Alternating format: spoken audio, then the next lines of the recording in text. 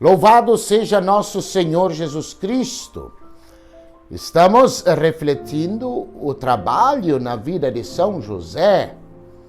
E nesta meditação vamos tomar um tema que ficou um pouco respingando da última vez. A nossa vida diária é feita das mesmas coisas. Raramente acontece uma coisa extraordinária. A rotina e a monotonia. Existe uma diferença entre as duas. A rotina, ela faz parte da nossa existência. Ninguém pode fugir de uma rotina. Horários, repetição das mesmas tarefas, semanas uma igual à outra. A rotina, não podemos fugir disso. Existe. Não podemos evitar a rotina na nossa vida de trabalho. O problema não é a rotina. O problema é a monotonia.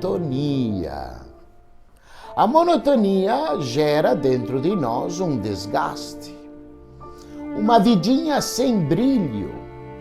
Porque a pessoa, na monotonia, faz as coisas sempre do mesmo modo, como uma espécie de máquina, sem gosto, sem vibração, sem nada. É insosso, uma vida sem graça, diríamos assim. E esta palavra é sensacional para a vida do monótono. Sem graça. E eu coloco esta graça com letra maiúscula. Sem a graça de Deus. Porque viver uma rotina com monotonia gera a perda da alegria interior.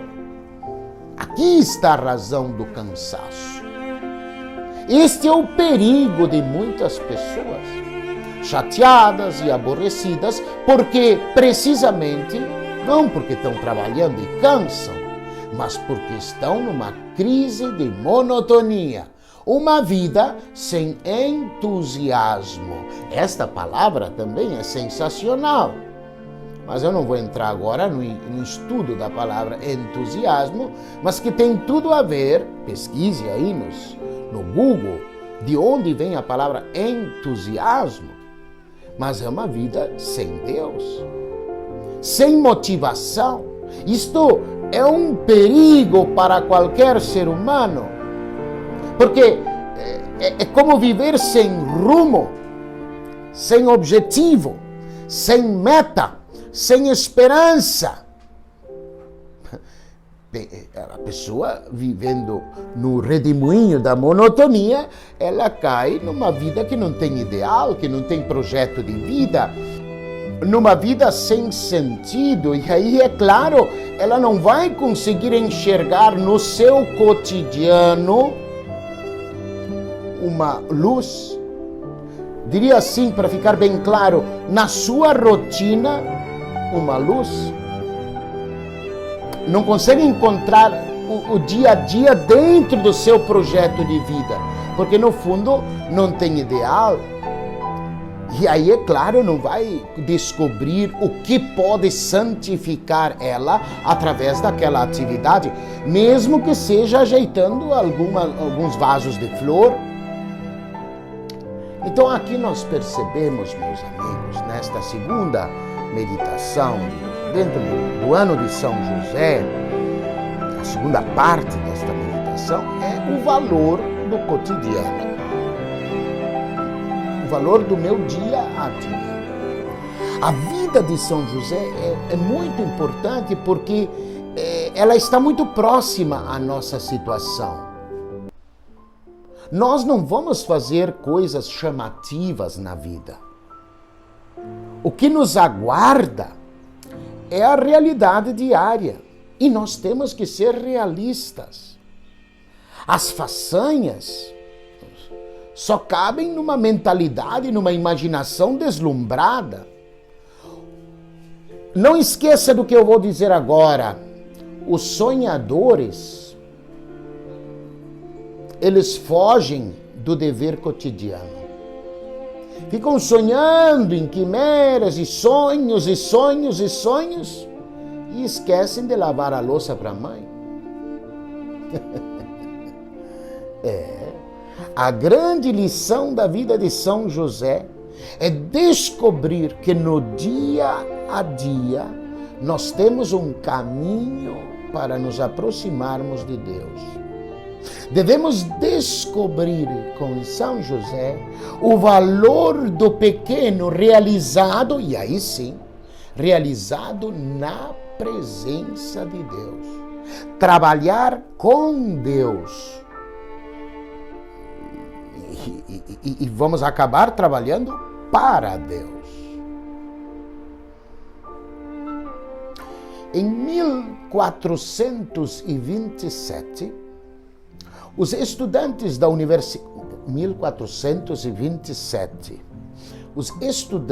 Universidade de Siena pediram a São Bernardino uns conselhos para se tornarem pessoas de valor. E estes conselhos ele escreveu e nos servem até hoje. Primeiro conselho: estima e deleite. Ninguém vai estudar seriamente sem gostar de estudar. Não se pode considerar o estudo como um castigo, o estudo como um corretivo, submetido a uns estudos como fuga dos maus elementos e dos maus costumes. O estudo nos coloca em contato com os grandes pensadores e estudiosos do passado. Então, a pessoa que estuda vai conversar com os estudiosos, com Aristóteles, com Pontes de Miranda, com Oswaldo Cruz, etc. Entender o que eles ensinaram, descobrir com admiração as conclusões que chegaram. Para isso, gostar de ler, participar de debates, de tertúlias culturais. Nós conhecemos pessoas entusiasmadas com seus estudos, determinadas naquilo que fazem. E chegaram a ser assim precisamente por colocarem todas as suas energias no seu aprendizado. Souberam vencer a preguiça, a dispersão de outras atividades, porque colocaram o seu empenho no estudo. Troque agora a palavra estudo por trabalho. Gostar de trabalhar é o primeiro passo, lembrando os conselhos de São Bernardino. Segunda coisa, conselho de São Bernardino, em 1427. Separação e silêncio. Sem isso, a pessoa não estuda com seriedade. Se os atletas têm um regime de vida diferente, o estudante precisa do mesmo. Separar-se de leituras bobas, afastar-se de espetáculos impróprios, desligar as músicas. Aliás, existe uma pesquisa que fala que as vacas produzem mais leite quando tem músicas boas, não é? As vacas holandesas, por exemplo. Porque a pessoa precisa se separar para ter silêncio, para ter concentração. Um local apropriado, um horário definido, sala de estudos bem iluminada. Então, troque a palavra estudo por trabalho. É preciso separação, concentração, silêncio para trabalhar bem. Terceiro conselho de São Bernardino de Sena: ordem, continuidade e moderação. Ordem significa equilíbrio e medida, tal como na alimentação, nem muito, nem de menos. É igualmente prejudicial para estudo dos extremos, deixar acumular tudo, ficando numa só leitura descomprometida e depois se embrenha em notícias intermináveis para recuperar o tempo perdido. Não, tem que ter ordem. A indisciplina nos horários cansa, esgota, deixa o organismo fraco. Por isso, é preciso estabelecer um plano de estudo, com horário e programas divididos. Agora troque a palavra estudo por trabalho. São Bernardino fala também, além da ordem, fala da continuidade. Não bastam os desejos e os propósitos lá do início do ano. É preciso querer. Não apenas começar a querer, mas continuar querendo. Nem só continuar, mas saber recomeçar a querer todas as vezes que a gente para por preguiça, por fracasso, por algum problema, por algum pecado ou até uma queda. Então ter continuidade no estudo, mas também no trabalho. Também moderação. Não dar o passo maior que a perna, não querer abarcar excessivas atividades ao mesmo tempo. Não é? Tem gente que faz musculação, inglês, computação, cursinho para o concurso, faz carteira de trabalho, carteira de trabalho eu já deveria ter, faz carteira de motorista para carro, para moto, para bicicleta, depois faz natação. Calma, não faça tudo de uma vez. Moderação. Mas eu tenho que... eu gosto muito de tocar violino. Mas sim, mas desde que o violino não me atrapalhe nos meus estudos, no meu trabalho. Moderação no trabalho, no estudo é fantástico. Não querer abraçar tudo de uma vez só. Olha, meus irmãos, conselhos bem simples ajudam muito na vida. Faz o que tu deves e estar naquilo que tu fazes. Faz o que tu deves. Somente se pode responder a este conselho satisfatoriamente quem definiu bem o seu horário, quem elaborou um plano de vida, quem não hesita e sabe a cada instante o que deve fazer. Isto exige bastante esforço para não fugir, para não ficar borboleteando por aí, enfrentando os problemas, os trabalhos mais difíceis, as matérias mais intrincadas, resolver os problemas, encontrar soluções, não se acomodar com quebra-galhos, vencer a tentação do adiamento. Este é um erro muito frequente na vida de muitos estudantes. Eles perdem a noção do que é importante por trocar por algo mais interessante. E aí eles deixam as matérias mais difíceis e acumula tudo. Além de fazer o que tu deves, estar naquilo que tu fazes. Não basta ficar na frente do livro ou esfregar o livro na frente da cabeça. Ou colocar o livro debaixo do travesseiro pensando que pelo contato da cabeça com o livro as coisas vão passar para o cérebro. Não. As coisas não vão por esfrega-esfrega. Tem que ler. Os 5 sentidos têm que participar da leitura. Por isso, estudar com radinho ligado ou com WhatsApp ligado não dá. Não dá para estudar com televisão ligada. Não, tem que fazer aquilo que eu estou fazendo, mas colocar a cabeça e o coração naquilo que eu estou fazendo. Se vale para o estudo, vale para o trabalho também. Depois, concentração. Uma vez, um português quis comparar um papagaio e pediu a um amigo no Brasil que lhe enviasse um papagaio. Só que em vez de enviar um papagaio, o malandro enviou uma coruja. E o português ficava na frente da coruja tentando ensiná-la a falar. E não saía nada. E, passando um tempo, o português escreveu para o seu amigo brasileiro: olha, falar não fala, mas presta atenção de maravilha. Pois é.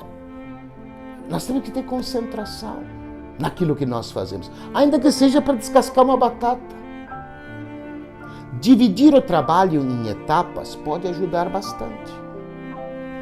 E esgotá-las por inteiro nas etapas que você fez. Goethe, o grande pensador Goethe, aconselhava os jovens poetas a escreverem poemas curtos.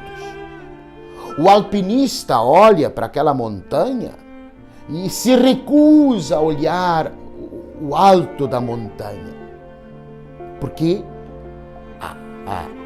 a altura da montanha poderia inquietar os seus pequenos desafios dos passos curtos. Divide as coisas, faz planos pequenos e presta mais atenção. Atenção também aos detalhes, não desprezar as coisas pequenas. Fazei tudo por amor. Assim, não vai haver coisas pequenas. Tudo se torna grande. A perseverança nas coisas pequenas por amor é verdadeiro heroísmo. Fazer por amor. Quando falta o amor e nós não conseguimos enxergar o amor, quando amamos todos os detalhes, nos interessam. Vejam as mães, elas cuidam dos detalhes, porque tem muito amor. Quando nós ficamos egoístas, então começamos a fazer as coisas por pressa, aparecem as desculpas, aparecem o cansaço, e vamos esbarrando por aí. Por isso, temos que converter as nossas atividades, repito, por mais simples que sejam, e pedimos a intercessão de São José, fazer as nossas atividades com espírito de oração, enfrentar a realidade diária e ter cuidado nos detalhes. E isto, meus amigos, está ao nosso alcance.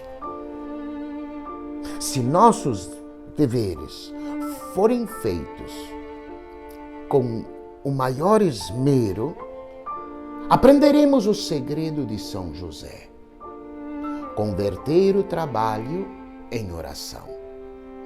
Para isso não é necessário fazer nada de extraordinário, mas reparar nesta verdade tão simples que São José descobriu. Deus me vê. Ele me acompanha nos meus trabalhos, nos meus estudos. Como Jesus certamente prestava muita atenção, com olhos atentos nas tarefas de São José. Este é o convite destas meditações, descobrir o segredo que só Deus valoriza. Sabe qual é? A fidelidade no pequeno dever de cada dia. O cotidiano está aí. Podemos revoltar-nos contra o cotidiano. Podemos ficar bravos, cansados, chateados, monotonia. Mas uma coisa nós não podemos. Nós não podemos fugir do dia a dia. E está em nossas mãos transformar este dia a dia tão humano, tão singelo, tão simples, com um valor imenso. Este é o modo de unir o céu à terra. Está em nossas mãos. Este é o caminho que Jesus fez ao lado de São José, lá na carpintaria. E que Deus nos abençoe, em nome do Pai, do Filho e do Espírito Santo. Amém.